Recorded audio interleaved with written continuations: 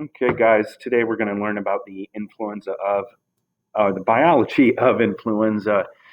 Here we have a picture of the influenza virus. The H proteins are actually called hemagglutinin, and those are in blue here. The N proteins are called neuraminidase, and those are in red there. So H and N, you don't need to know exactly what these do, except that the H is the key that the virus uses to go to the cell's receptor or lock and gain entry. And then the RNAs are segmented into 8 separate pieces, and that's this light green thing inside the viral capsid. Okay, definitions. These are from This Podcast Will Kill You. Oops, that went really fast.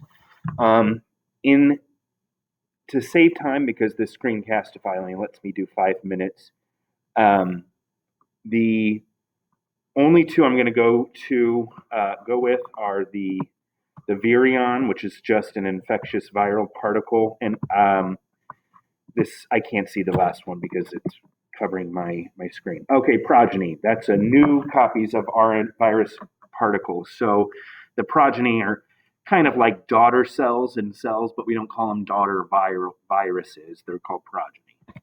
Okay. Now we're going to talk about the influenza genome. As I said, it's 8 separate segments of RNA, so it is an RNA viruses, and RNA viruses mutate a lot faster than DNA viruses. We've never seen this before.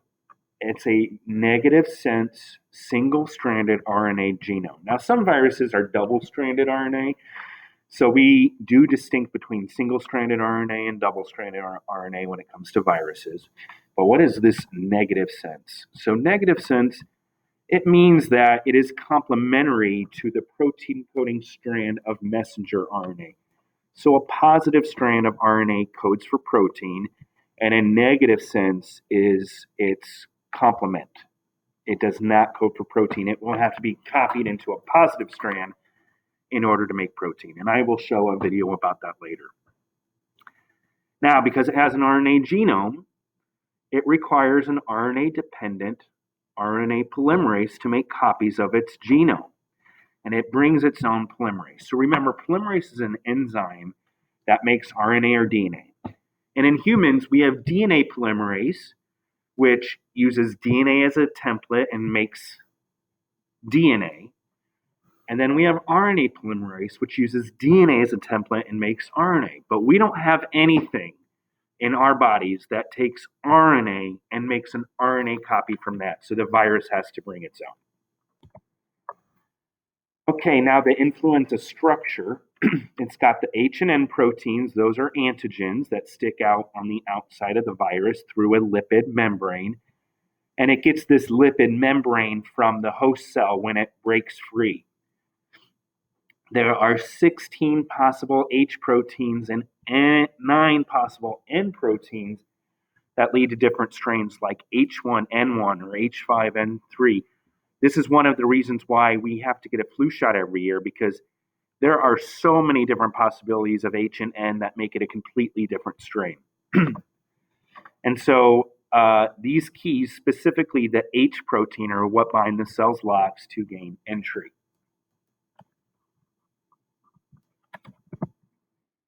Okay, RNA influenza replication. I'd like you to watch this video on your own.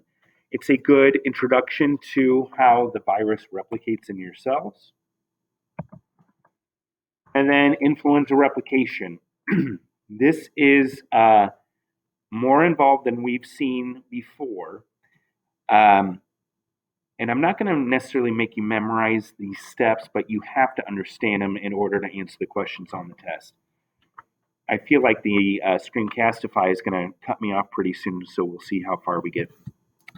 Yeah, but it's telling me I have 30 seconds left. Okay, so we're going to start on the left here. In the upper left-hand corner, we have the influenza virus. It's got its H and N proteins on the outside and its 8 segments of RNA on the inside. So step 1 is receptor binding. And if you go to the right and see number 1, that's when the H protein or the key binds to the cell receptor, which is called sialic acid, and that's the cell lock.